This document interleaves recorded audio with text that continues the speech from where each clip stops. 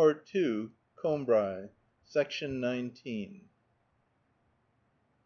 Meanwhile I was endeavouring to apply to this image, which the prominent nose, the piercing eyes pinned down and fixed in my field of vision, perhaps because it was they that had first struck it, that had made the first impression on its surface, before I had had time to wonder whether the woman who thus appeared before me might possibly be Madame de Guermantes. To this fresh and unchanging image the idea, "It is Madame de Guermantes." But I succeeded only in making the idea pass between me and the image, as though they were two discs moving in separate planes with a space between. But this Madame de Guermantes, of whom I had so often dreamed, now that I could see that she had a real existence, independent of myself, acquired a fresh increase of power over my imagination, which, paralyzed for a moment by contact with a reality so different from anything that it had expected, began to react and to say within me, "Great and glorious before the days of Charlemagne, the Guermantes had the right of life and death over their vassals. The Duchesse de Guermantes descends from Geneviève de Brabant. She does not know, nor would she consent to know, any of the people who are here today." And then, oh marvellous independence of the human gaze, tied to the human face by a cord so loose, so long, so elastic, that it can stray alone as far as it may choose, while Madame de Guermantes sat in the chapel above the tombs of her dead ancestors, her gaze lingered here and wandered there, rose to the capitals of the pillars, and even rested upon myself like a ray of sunlight straying down the nave, but a ray of sunlight which, at the moment when I received its caress, appeared conscious of where it fell. As for Madame de Guermantes herself, since she remained there motionless, sitting like a mother who affects not to notice the rude or awkward conduct of her children, who, in the course of their play, are speaking to people whom she does not know, it was impossible for me to determine whether she approved or condemned the vagrancy of her eyes and the careless detachment of her heart. I felt it to be important that she should not leave the church before I had been able to look long enough upon her, reminding myself that for years past I had regarded the sight of her as a thing eminently to be desired,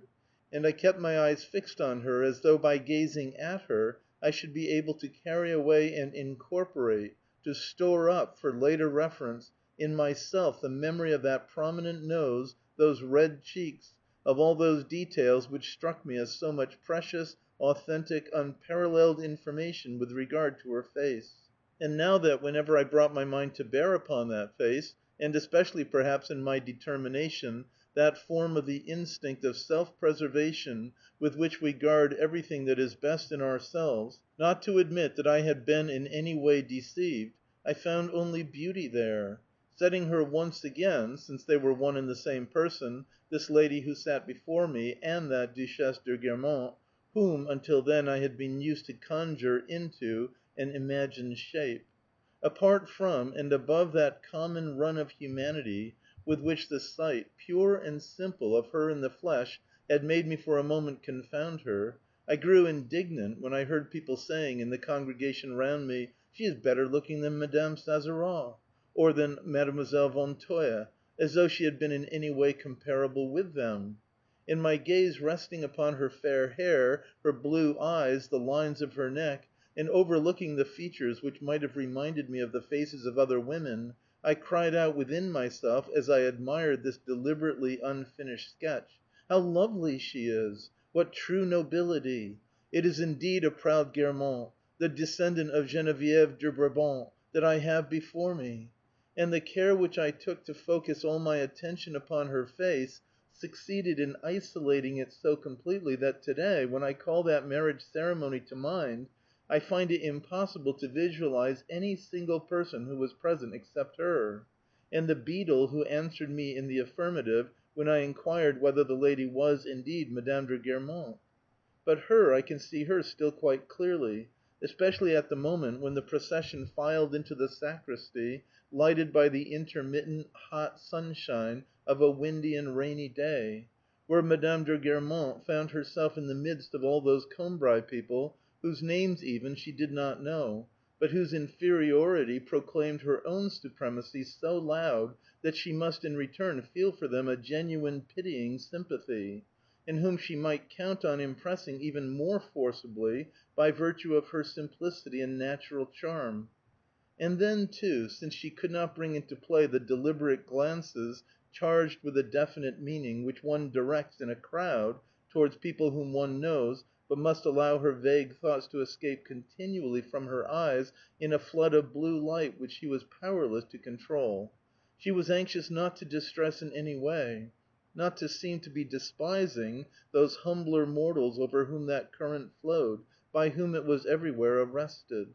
I can see again to day, above her mauve scarf, silky and buoyant, the gentle astonishment in her eyes, to which she had added, without daring to address it to any one in particular, but so that every one might enjoy his share of it, the almost timid smile of a sovereign lady who seems to be making an apology for her presence among the vassals whom she loves.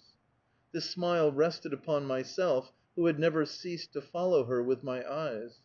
And I, remembering the glance which she had let fall upon me during the service, blue as a ray of sunlight that had penetrated the window of Gilbert the Bad, said to myself, "Of course she is thinking about me."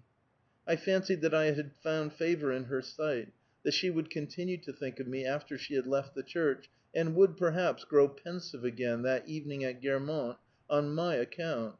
And at once I fell in love with her. For if it is sometimes enough to make us love a woman that she looks on us with contempt, as I suppose Mademoiselle Swann to have done, while we imagine that she cannot ever be ours, it is enough also sometimes that she looks on us kindly, as Madame de Guermantes did then, while we think of her as almost ours already. Her eyes waxed blue as a periwinkle flower, wholly beyond my reach, yet dedicated by her to me. And the sun, bursting out again from behind a threatening cloud, and darting the full force of its rays onto the square and into the sacristy, shed a geranium glow over the red carpet laid down for the wedding, along which Madame de Guermantes smilingly advanced, and covered its woolen texture with a nap of rosy velvet, a bloom of light, giving it that sort of tenderness, of solemn sweetness in the pomp of a joyful celebration, which characterizes certain pages of Lohengrin,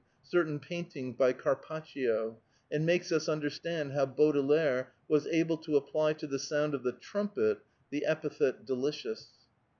How often after that day, in the course of my walks along the Guermantes way, and with what an intensified melancholy did I reflect on my lack of qualification for a literary career, and that I must abandon all hope of ever becoming a famous author. The regret that I felt for this, while I lingered alone to dream for a little by myself, made me suffer so acutely that, in order not to feel it, my mind of its own accord, by a sort of inhibition in the instant of pain, ceased entirely to think of verse making, of fiction, of the poetic future on which my want of talent precluded me from counting.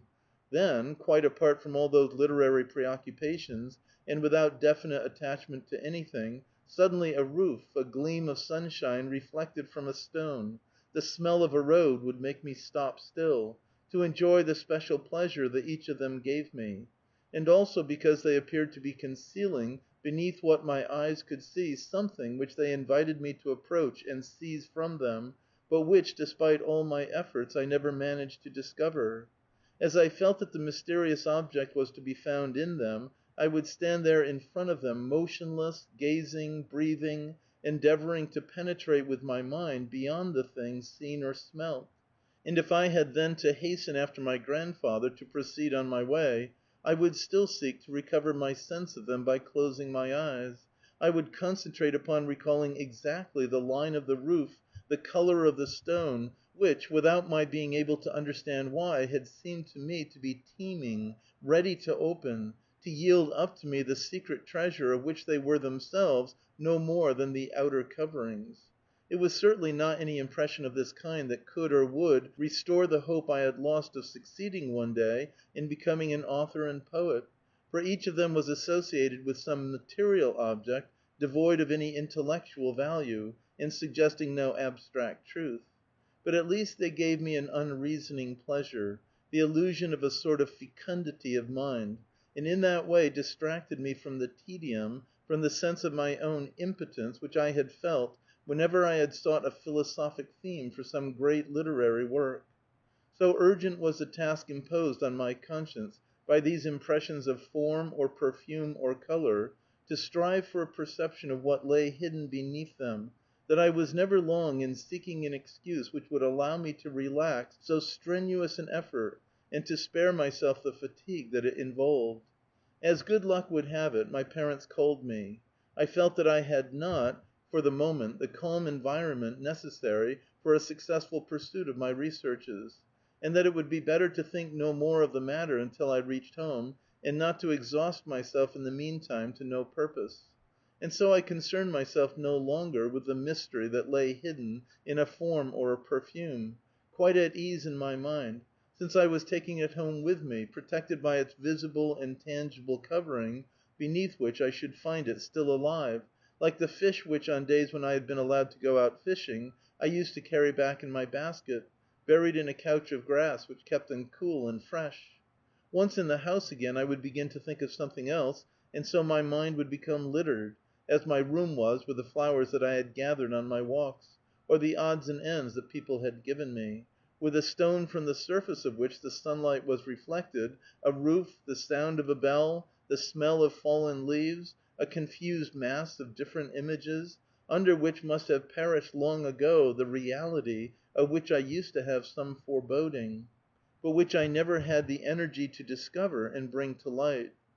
Once, however, when we had prolonged our walk far beyond its ordinary limits, and so had been very glad to encounter half way home, as afternoon darkened into evening, Dr. Percipi, who drove past us at full speed in his carriage, saw and recognized us, stopped, and made us jump in beside him. I received an impression of this sort which I did not abandon without having first subjected it to an examination a little more thorough.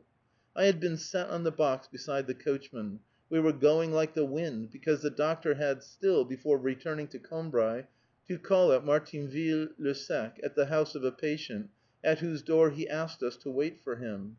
At a bend in the road I experienced suddenly that special pleasure, which bore no resemblance to any other, when I caught sight of the twin steeples of Martinville, on which the setting sun was playing, while the movement of the carriage and the windings of the road seemed to keep them continually changing their position;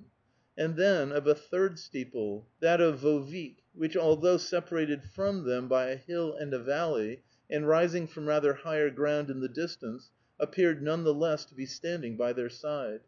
In ascertaining and noting the shape of their spires, the changes of aspect, the sunny warmth of their surfaces, I felt that I was not penetrating to the full depth of my impression, that something more lay behind that mobility, that luminosity, something which they seemed at once to contain and to conceal. The steeples appeared so distant, and we ourselves seemed to come so little nearer them, that I was astonished when a few minutes later we drew up outside the church of Martinville. I did not know the reason for the pleasure which I had found in seeing them upon the horizon, and the business of trying to find out what that reason was seemed to me irksome. I wished only to keep in reserve in my brain those converging lines, moving in the sunshine, and, for the time being, to think of them no more.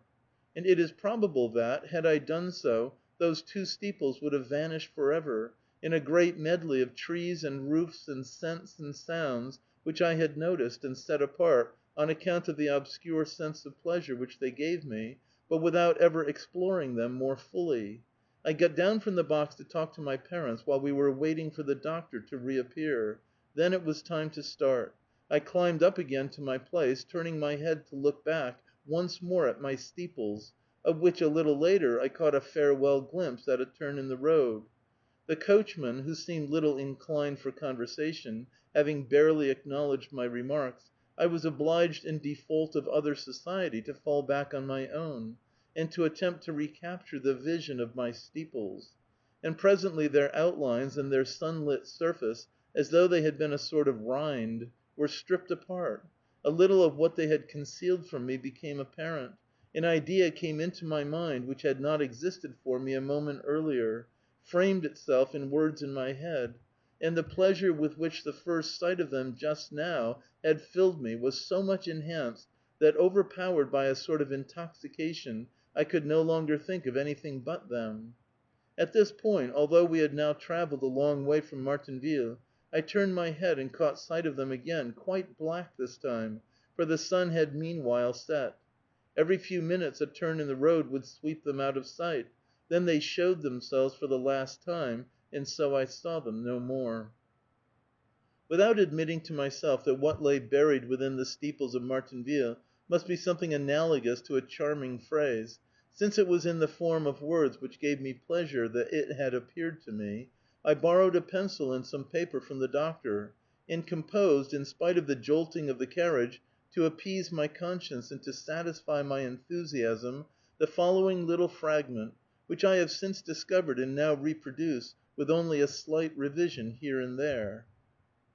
Alone, rising from the level of the plain, and seemingly lost in that expanse of open country, climbed to the sky the twin steeples of Martinville. Presently we saw three, springing into position confronting them by a daring volt, a third, a dilatory steeple, that of Vouvic, was come to join them. The minutes passed, we were moving rapidly, and yet the three steeples were always a long way ahead of us, like three birds perched upon the plain, motionless and conspicuous in the sunlight. Then the steeple of Vouvic withdrew, took its proper distance, and the steeples of Martinville remained alone, gilded by the light of the setting sun, which, even at that distance, I could see playing and smiling upon their sloped sides. We had been so long in approaching them that I was thinking of the time that must still elapse before we could reach them, when of a sudden the carriage, having turned a corner, set us down at their feet, and they had flung themselves so abruptly in our path that we had barely time to stop before being dashed against the porch of the church. We resumed our course. We had left Martinville some little time, and the village, after accompanying us for a few seconds, had already disappeared, when, lingering alone on the horizon to watch our flight, its steeples and that of Vouvic waved once again, in token of farewell, their sun-bathed pinnacles. Sometimes one would withdraw, so that the other two might watch us for a moment still. Then the road changed direction, they veered in the light like three golden pivots, and vanished from my gaze. But a little later, when we were already close to Combray, the sun having set meanwhile, I caught sight of them for the last time, far away, and seeming no more now than three flowers painted upon the sky above the low line of fields. They made me think, too, of three maidens in a legend, abandoned in a solitary place over which night had begun to fall, and while we drew away from them at a gallop, I could see them timidly seeking their way, and, after some awkward stumbling movements of their noble silhouettes, drawing close to one another, slipping one behind another, showing nothing more, now, against the still rosy sky, than a single dusky form, charming and resigned, and so vanishing in the night. I never thought again of this page, but at the moment when, on my corner of the box seat, where the Doctor's coachman was in the habit of placing in a hamper the fowls which he had bought at Martinville Market, I had finished writing it, I found such a sense of happiness, felt that it so entirely relieved my mind of the obsession of the steeples, and of the mystery which they concealed, that, as though I myself were a hen and had just laid an egg, I began to sing at the top of my voice. End of Part 2, Section 19.